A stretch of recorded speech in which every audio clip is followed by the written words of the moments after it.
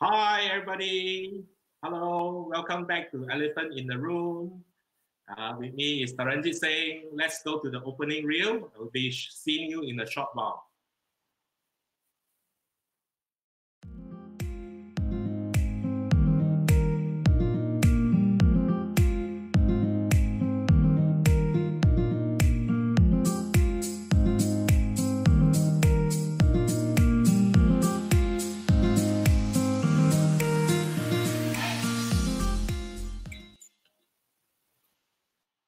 Hello, hi, we are back. How are you, Taranjit, today? Good evening, all. Very good, very good. I've been looking forward to this evening with yourself, Wihan. Yeah, so I actually got some wonderful news. Our yesterday's episode was actually very much, the reach. Thank you so much, everybody. Thank you so much for doing the watch party. In fact, come to think of it, can you maybe do that for us as well for today? If you can start a watch party so that we can reach out to more folks, Yesterday's viewership actually increased tremendously thanks to all your effort, and I'm so happy with that. And also our subscription to our YouTube channel is going up. Yeah, it's going up. So it's a wonderful thing. I thought I will start today's show with some summary or some perspective that we gained yesterday, especially this concept of agility during the COVID period, as well as uh, also to look at this idea of being agile in that sense. So I think yesterday we discussed in depth actually starting trigger from our audience, Namiri's point of whether companies should not be given a reason not to be agile post-COVID because in COVID times in MCO times, we are able to do a lot of things very differently because of circumstances. But once the end of MCO should be given the luxury to go back to normal. Or maybe, with this kind of agility, we can continue to operate. So I think we discussed that quite a bit. And my point of view is actually the emotional aspect of it is critical per se for that matter. And then we had this whole big discussion with Dr. Micheal Heng from Singapore. Thank you, Dr. Micheal. Hope you are joining us today as well to give us a lot of inputs and also debate of this perspective in that sense. So with that, maybe I'll get Taranjit to have your opening thoughts. Thank you, Wihan. So yesterday, Dr. Micheal mentioned about the radical review of the BCP. Now, for those who may not be familiar, BCP is Business Continuity Planning. I think before we start talking about the radical review, let's go back a little bit. Not many companies have had the luxury to plan ahead in this fashion. If you are small and micropreneurs, for all intents and purposes, it becomes a little bit difficult. You are a one-man show or a two-man show running your outfit with a bunch of people that you're working with. I can't even plan for next month, let alone for something as severe as something like this. So the question I think we should go back a little bit is, what should we do as micropreneurs? What should we do as small entrepreneurs to cater for this process that we're in right now and this period? So our take, and the more I think about it, the more I'm focused on several key measures. I think the first one we need to be very clear on is ensuring that we've got a sustainable business running. Now, does that mean that I'm continuing to do business as what it was yesterday? Or does it mean a slight difference in how I'm doing business because it's now more online? But that's the first one. Sustainability of business, just to keep the dollars trickling into the door. That's critical. If we don't have that, and we are in one of those sectors where we are failures and what have you, then we need to ensure that there is, at least for the second part, some level of containment. Cost containment, absolutely crucial right now. Ensuring that like I mentioned yesterday, like we mentioned yesterday, the area of keeping the candle going whilst the doors are closed, keeping the light burning whilst everything is closed. That is crucial. Cost containment is the second one. The third one that comes across now is making sure that our people are effectively informed of what's happening on the ground.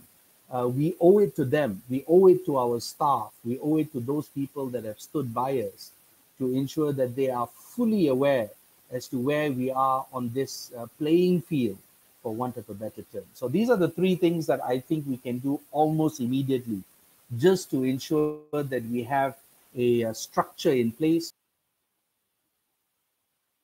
I think I lost Taranjit here a bit. Yes. Okay, cool, cool. So I actually wanted to add one point to that, and I think the communication part is not maybe just to the staff, but I think it's also to the stakeholders, and wanted to maybe share this idea, which I thought was quite amazing.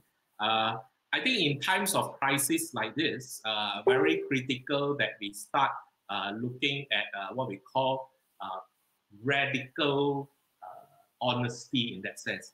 I think radical transparency is no good because it can be very harmful. I'm in the opinion that we shouldn't be fully transparent because that may lead, wrong information may lead into the wrong hands and be detrimental to us. But I think being honest to our staff and being honest to our stakeholders, including our vendors, our suppliers, even our customers per se, I think that is one very critical thing that we need to do. And in the sense that what is the difference? The difference is we can be very truthful to say that actually this is something that we are still thinking about it and we are not ready to make a decision yet. Or we can also tell people, I mean, for instance, this whole idea of downsizing or right sizing post this period. So if that is a question in our virtual town halls, do we deflect it to say yes, or do we deflect it to say no, and things like that? Or do we, to be very honest, to say that some level of slowdown in activity may result in some restructuring in that sense? But to be honest, we have not made a decision yet, and even we have made a decision, it is not the time to actually dwell on that. So we need to keep focused on the things that we want to do.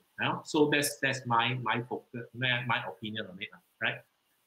So I think for now, what I wanted to do is also to bring us back to Dr. Michael's question yesterday. And so for that matter, if you can look at my screen currently, yeah. So this is what was, so let me just get it a bit bigger so that everybody can look at it. So he ended the conversation to look at, as you can see my mouse, to say that perhaps a radical review of business continuity plan, as well as re-strategizing for the change marketplace post-COVID-19, right? So this was what we wanted maybe to actually start looking at to start the show for today, to focus in that sense. So my personal view on this is actually, I have 2 points, 2 key points. The first key point is I think BCP as it is currently in most bigger organizations that practice it looks a bit chunky. So even if you're in an organization and you feel that your management triggered or your board triggered the business continuity plans for your organization, you find that even these plans are needed to be changed on an hourly or weekly basis because there are just so many factors that we still unknown enough geographically, politically, as well as how things are moving very fast. So in moving forward, if there's one improvement that we come out of this, is I would suggest that management start looking at BCP from an agile standpoint of view. How can we design our plans to be quickly adapted and changeable by the hour, maybe, if not by the day. So these are the things that I think is important because the current situation is so fluid. And every day is a different day altogether. So the normal P to set, or the precedence to set, is actually very, very low per se. So that's one point. Second point is, I think BCPs tends to focus very much on the business, and maybe one idea to focus on more is also to start looking at the people side of it. So I quite like the idea. I was in another discussion earlier, hosted by my good friend Alex Tan. He was actually sharing this idea of human continuity plan. So my perspective of that is very similar like succession planning, but succession planning again takes longer term, 3 to 5 years, 5 to 10 years kind of scenario. Can we start now looking at maybe a month-to-month or quarter-to-quarter kind of idea in regards if we need to change a personnel of critical roles, who is the immediate successor and what are the skill sets that we need to complement, mix and match to make things work. So these are my two perspectives with regards to the radicalization of BCP. Maybe Taranjit, you want to give us your thoughts?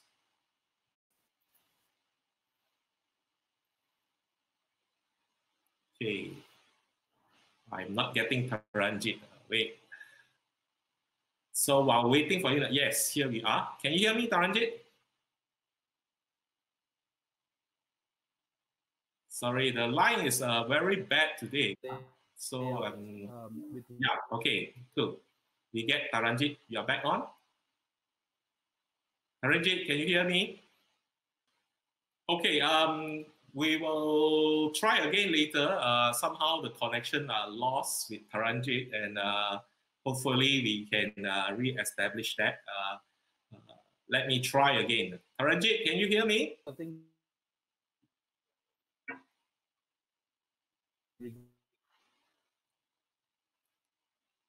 I lost him again. Oh no, this is not good. Anyway, I mean, moving forward, maybe I'll just continue a bit while waiting for Taranjit to come back and give his perspective. One area that, of course, is very important, which I wanted to touch on yesterday, but I didn't manage to do that, was this, how do we actually prepare ourselves as individuals or as business to be more agile? Because I think agility is a buzzword that everybody uses. So one idea is also I wanted to share from my own personal experience. Wait, let me check. Taranjit, are you back? No. So I'll continue. One idea is I wanted to share was my own personal experience of how I actually train myself to be agile. Is actually going through different types of situations and environment, and making myself able to actually work in that, if not thrive in that. So this was quite an extreme way of doing things. And I remember many years ago, I think it was 2005, and 2005 was a very, very challenging year. That's where, if you can remember, petrol prices was yo-yoing in that sense because of the very high uncertainty. And as a result of that, many businesses changed its pattern as well. And I started my first business there. I was working with a big multinational, came out and start my own business. In the manufacturing environment, it was FMCG. Actually, I was doing contract manufacturing for a third party. And we were in export business. And because of the petroleum prices, I think at the height of it was 150 USD per barrel. It changed how people started to ship things. You know, as a result of that, people, customers around the world started to bulk buy because to save on freight, and as a result, it goes into buckets of orders. So you have one very huge order that you need to run day and night for the whole month. And then for the next 3 months, you don't have anything to do because simply the next buying cycle is later. And a lot of times buying cycle is dictated by the price of logistics in that sense. And it was very challenging for me because then I had to run my own. It was a new business, and this is where you cannot start 1 month full force do work and then 3 months don't do any work, right? So I remember that was where I had to survive in that situation, being a new company on my own. And I didn't even get to draw any salary for 10 months, for 10 months, And I was doing a lot of gig things that time, not fully gig economy. And I remember I only have like confirmed 500 ringgit per month, but I survived that 10 months somehow. So, the story coming back to that was, hey, actually it doesn't take much for you to leave, but you just need to try and make it happen. So from that episode, I realized actually I can do multiple things.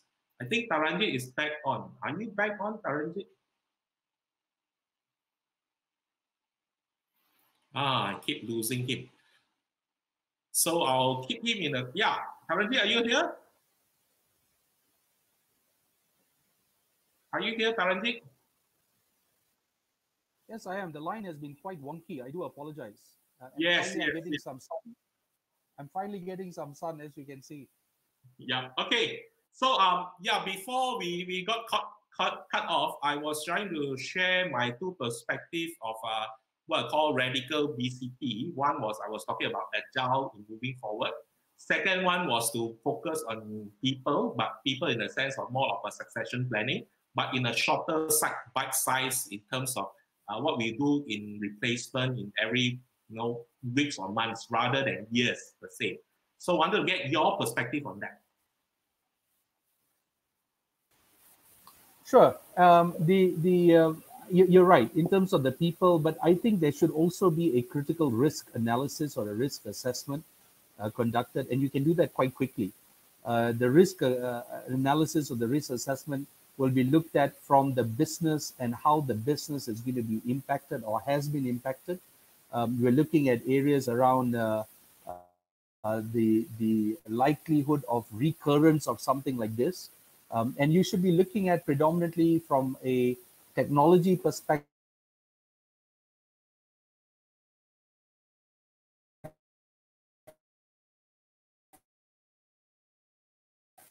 I lost him again. Oh no, this is very bad. We do apologize for this. Really, we don't know why the internet line has been a bit wobbly. But yeah, I think picking up from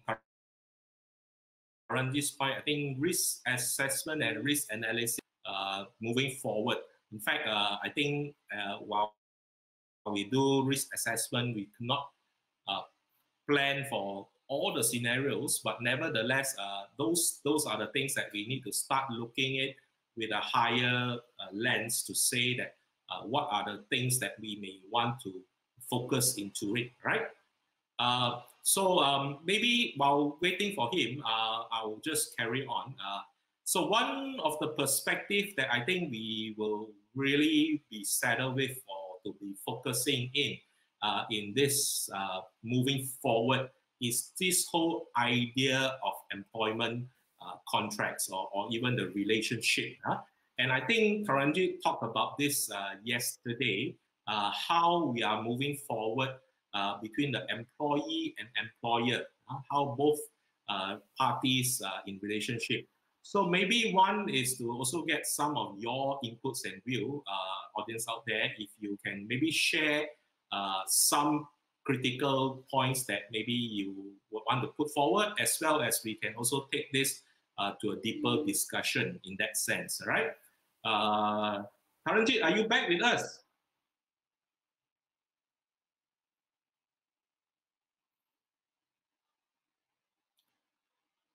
I still don't get him. You see, keep losing him again. Yes, so feel free to actually start sharing your questions, and as well, we want to hear your views. And the focus we wanted to actually delve in is looking at the relationship between employer and employees. Moving forward. Taraji, I see you moving. Are you yet? I'm so sorry. I'm so sorry. I need to speak to telecoms about this now. Sorry, please go ahead. Yes. So I actually move on to the next segment, which is looking at the relationship between employers and employees. And maybe I wanted to pick up your point yesterday. You're talking about how the relationship is going to change. Maybe to get your views on it, as well as also to invite our audience to put forward some of their views and questions for that, right? Sure, sure. So there are two things here that are playing out fundamentally. One is around who are the employers that we are seeing that are contributing to jobs as a whole within the country, and this is becoming a question of national agenda. And what's driving GDP and GDP contribution. So let's look at the area of SMEs. The big boys will look after themselves, the GLCs and the multinationals, but let's look at SMEs as a whole. We've got close to about 1 million odd SMEs according to the databases and the research that we're hearing from DOS or from SME Corp. And out of the 1 million odd SMEs that we have in the country, you find close to about 900 over 1,000 of them are now contributing towards 60 to 70% of employment levels in the country.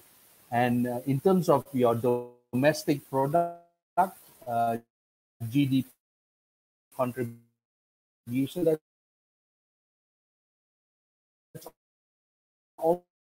almost close to about in regard. Which they are, and they have started to, what will be the net implication on the employment and the employment opportunities? And you now find quite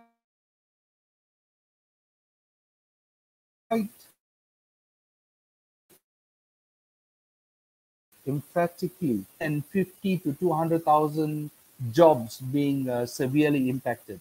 In my mind, in our mind, and I was doing the computation here, I think you should be looking close to about 750 to almost 1 million jobs being impacted in some form or another. We're talking about the tourism sector, we're talking about retail, we're talking about the area of hospitality,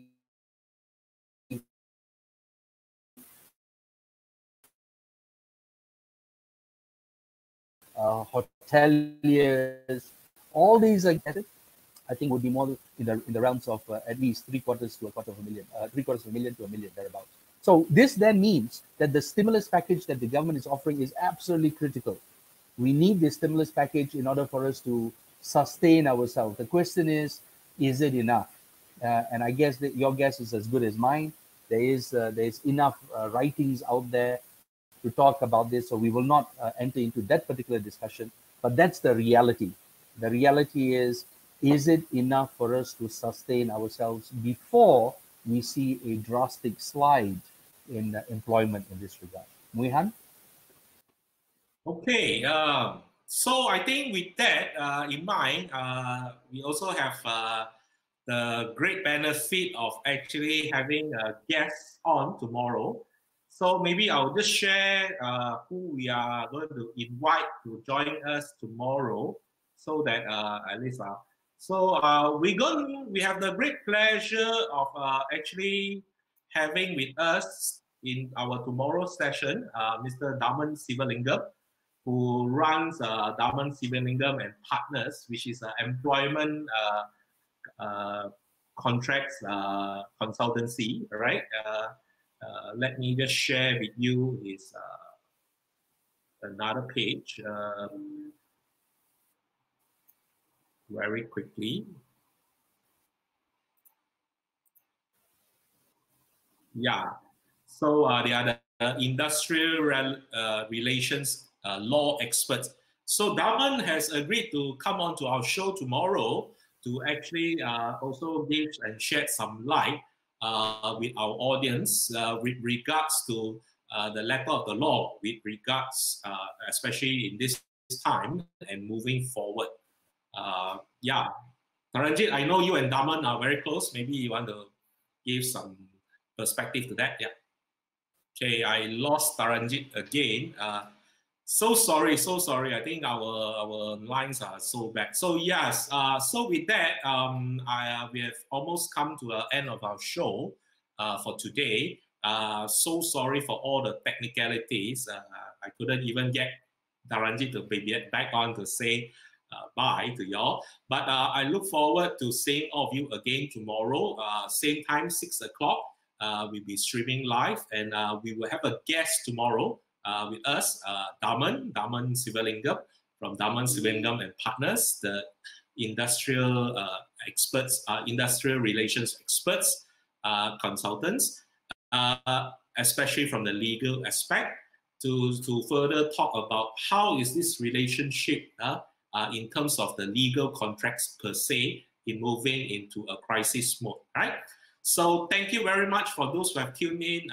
We would appreciate if you can subscribe to our YouTube channel, share our page, and with that, me and Paranjit, on behalf of Paranjit, Paranjit, are you back? Yeah. So maybe I'm so sorry just about this. have to say bye to everybody. Yeah. Bye. Go on to the reel. All right. Bye. Okay. Thanks. See you. Thank you.